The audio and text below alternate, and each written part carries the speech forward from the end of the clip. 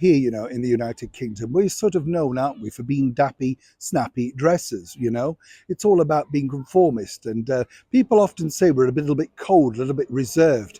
In fact, that former royal Meghan Markle claimed that we were a nation of non-huggers, and once again was proven wrong, because there were endless pictures of the British monarchy all hugging each other, including her at one point. Not so sure that would be the case now, though. But it's interesting with this particular story that's now come out, because apparently we're all so used to dressing down and looking, shall we say, rather more relaxed than many people know us for, that one company has decided, in fact, to take the shine off their own brand and remove it out of the United Kingdom for good.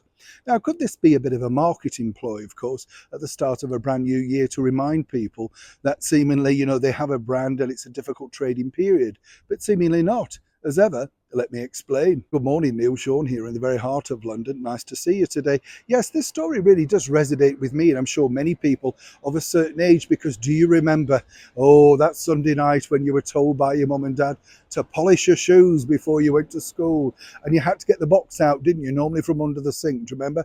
But don't do it in the house. Sit outside. Get some newspapers. Don't put it on the table. You'll make a mess. We all remember those phrases, don't we? Now, one of the most popular brands over here in the United Kingdom was a company called Kiwi, and that really was supposed to make your boots shine. In fact, so much so it was taken up by the British Army and continued right through to this particular day. What's interesting, though, is they've announced that they're going to be ceasing production of Kiwi polish over here in the United Kingdom, seemingly because it's all to do with a drop in demand. This is all now apparently because we're also more relaxed. We like to go out in leisure wear. We don't necessarily, want to go out in three-piece suits. And more importantly, we're all now wearing trainers, no matter what the occasion. Now, I don't know about you, but I've seen an influx of what I call shoe trainers. They look like trainers and then they look like shoes. So you can see how they're trying to combine the two.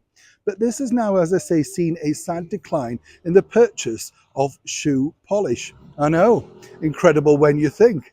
But so much so, as I say now, there's only one major brand that will be taking this on board, Cherry Blossom. What's the bet in their prices will soon suddenly shoot up.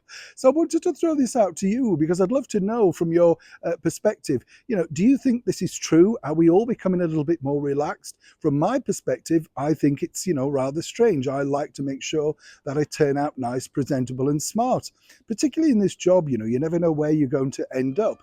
But I have noticed this. I was in a particular famous hotel down in the east of Sussex recently, and they were apparently deciding whether or not to let people come in with without a jacket and a tie. They claimed it was because of the hot weather, but their standards apparently were that you had to wear a tie and a jacket.